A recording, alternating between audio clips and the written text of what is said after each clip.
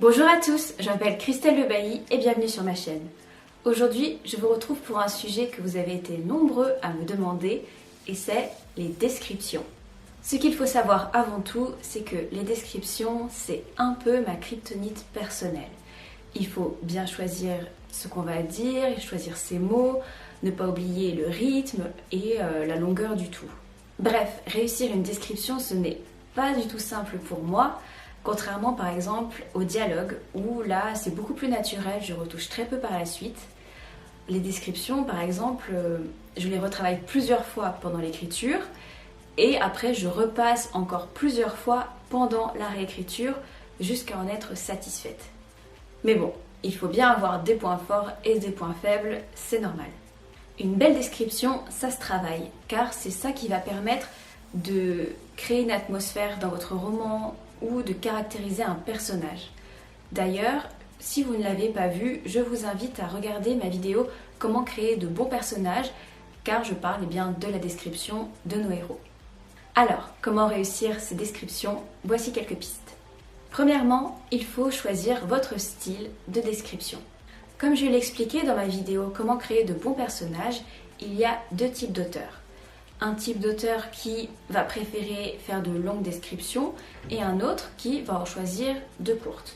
Les deux méthodes sont bonnes, c'est juste que si instinctivement vous sentez que vous n'êtes pas fait pour de longues descriptions, ça ne sert à rien de vous forcer car sinon vous risquez de vous retrouver à meubler pour ne pas dire grand-chose. Si vous êtes adepte de longues descriptions, il va falloir faire particulièrement attention à un point et c'est le rythme.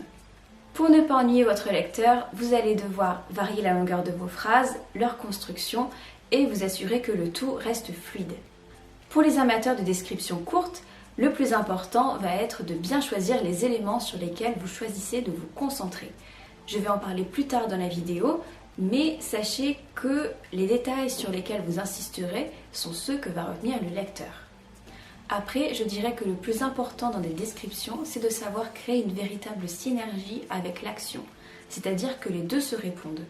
Vous pouvez distiller un peu d'action dans une description, choisir après de faire un plan vraiment précis sur un élément et ensuite distiller quelques lignes par-ci par-là. Deuxième point, très important, se rappeler d'utiliser les 5 sens.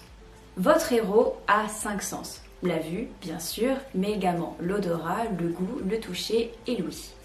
Trop de descriptions tournent uniquement autour de la vue, alors que le meilleur moyen de créer une ambiance dans votre roman, c'est d'utiliser les autres sens. Parlez par exemple des murmures qui courent le long des couloirs de cette maison hantée ou de la douceur des draps de soie dans ce lit. Dans les manuscrits que je lis, il y a un genre qui se détache particulièrement dans cette utilisation des 5 sens et c'est bien évidemment la romance. Les auteurs de romance ont très bien compris tout ce qu'ils pouvaient créer en utilisant des sens comme le toucher ou l'odorat. Pour eux, il est hors de question de rester focalisé sur la vue. Donc, si vous êtes auteur de romance, vous savez quoi faire. Et pour les autres, n'hésitez pas à vous inspirer de leurs écrits, car il faut bien comprendre que c'est en utilisant toute la panoplie des sens de votre héros que vous allez pouvoir immerger votre lecteur et vraiment rendre une atmosphère particulière. Et si vous avez besoin d'un exercice pour vous former, eh bien, placez votre héros dans le noir complet. Alors, ça peut être très bien pour n'importe quelle excuse, hein. Il est parti chercher quelque chose dans la cave, il se retrouve sous terre, on lui a bandé les yeux. Mais voilà, vous n'allez pas pouvoir juste dire qu'il fait tout noir. Vous allez devoir vous concentrer sur les autres sens. Alors, testez ça. Troisième point, essayez de donner une tonalité à une scène grâce aux descriptions. Ce qu'il faut bien comprendre avec les descriptions, c'est qu'elles ne doivent pas être plates. Je m'explique. Votre personnage arrive devant un château. Vous vous dites, il faut que je décrive le château. Donc vous commencez par dire qu'il est grand déjà, que les tours sont rondes et très hautes, qu'il y a un gros donjon noir, et puis voilà, vous vous dites c'est bon, c'est fait. Sauf que non, ça c'est pas une super description.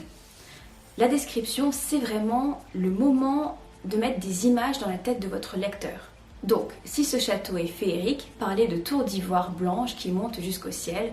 Et si au contraire le château est maléfique, parler de donjons d'où on entend de terribles hurlements. Ouais, vous l'avez senti là que j'étais pas super forte dans les descriptions, mais j'espère que vous avez compris l'idée. On m'a demandé en commentaire si je pouvais faire une vidéo sur comment donner de l'atmosphère à son roman, comment rendre une ambiance particulière. D'ailleurs, coucou si tu passes par là.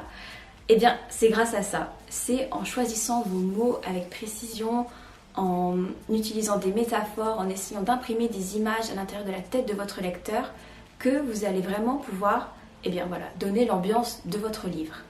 Enfin, 2 points de vigilance à ne pas oublier. Premier point, attention à ne pas surjouer. Il m'est arrivé de lire des manuscrits où l'auteur se disait « chouette, c'est une description, c'est le moment de briller ». Et là, on se retrouvait avec des phrases alambiquées, des mots qu'il fallait chercher dans le dictionnaire. Tout ça est complètement déconnecté du reste du roman. Alors, certes, il faut soigner ces descriptions, mais souvenez-vous quand même qu'elles font partie de votre histoire et que ça ne sert à rien de changer de registre du tout au tout. Deuxième point, évitez de placer des descriptions au mauvais endroit. N'oubliez pas qu'une description fait forcément baisser le rythme de l'action.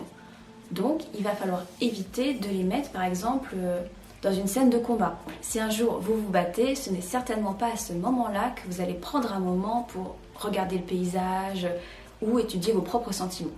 Voilà, c'est tout pour aujourd'hui. J'espère que la vidéo vous a plu. Si vous avez de nouvelles idées, n'hésitez pas à me les mettre en commentaire.